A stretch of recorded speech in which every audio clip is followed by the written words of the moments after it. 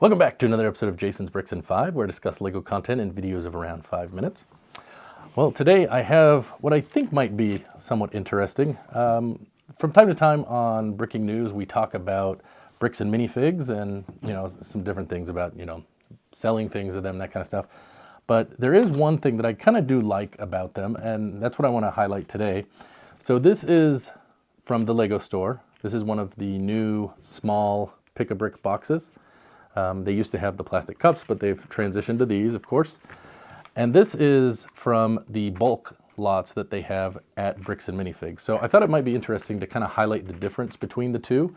Now, this little box at the LEGO store is, I believe, $9.99 now, so $10. This little cup, it's, I think, a little bit smaller, and it is $8. But I thought it might be interesting to kind of show the difference because I do think that this has its place, and sometimes I like to go and dig through the table. So let's take a look and see what we got. All right, so we'll start with the box from the LEGO store, and I'll show you. This is not from my local LEGO store. This is when I was traveling. Now, of course, the first difference is these are all brand new pieces.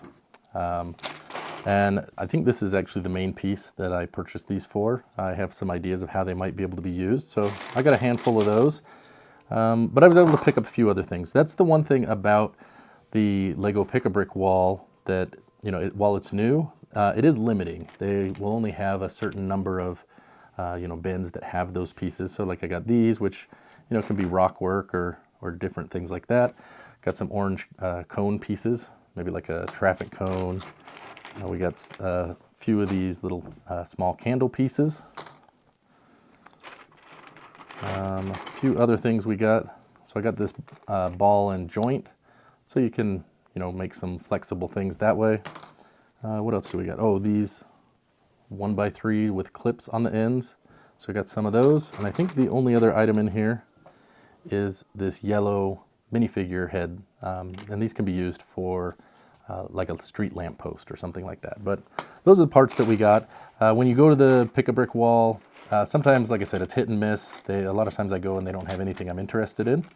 And they have a lot of niche pieces, like, translucent blue radar dishes and stuff like that. So let's go ahead and we'll take a look at the Bricks and Minifigs one here. So let's go ahead and get this cleared off, and then we'll take a look.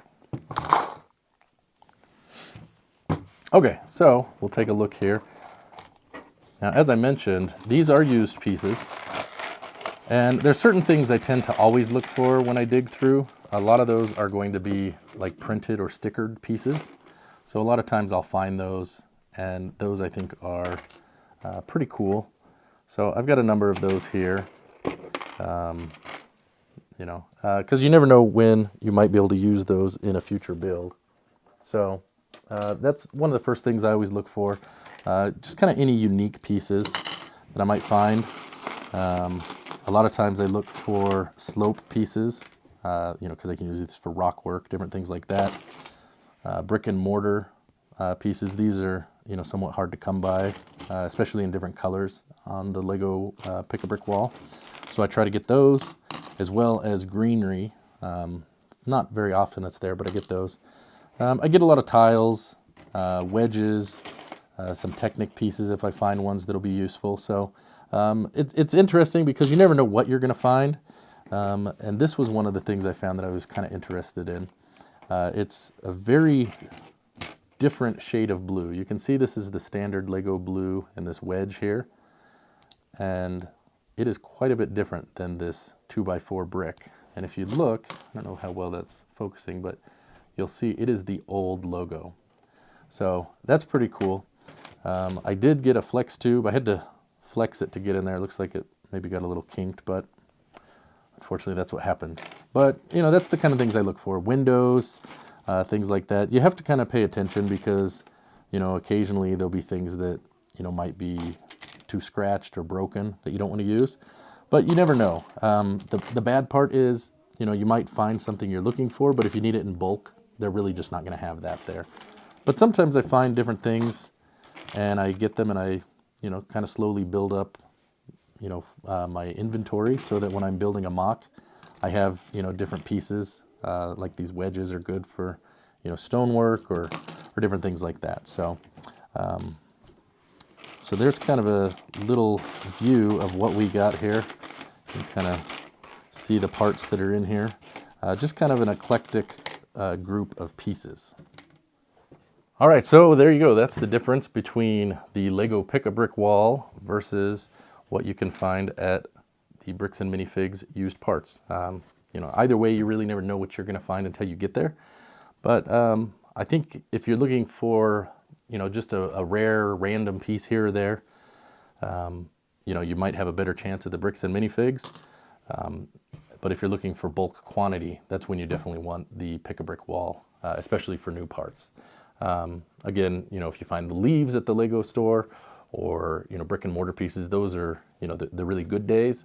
There's lots of days you go and it's, things you're not interested in, like I talked about before, things that I've found would be really hard to build with. So there you go. That's my video for today on the difference between buying the loose pieces at each one. Let me know, have you ever purchased from the Bricks and Minifigs or a similar store like that?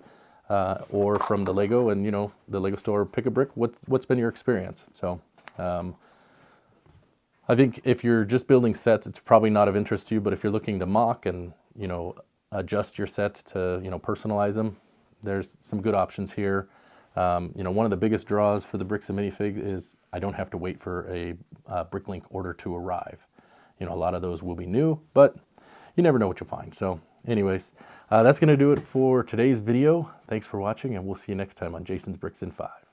Happy building!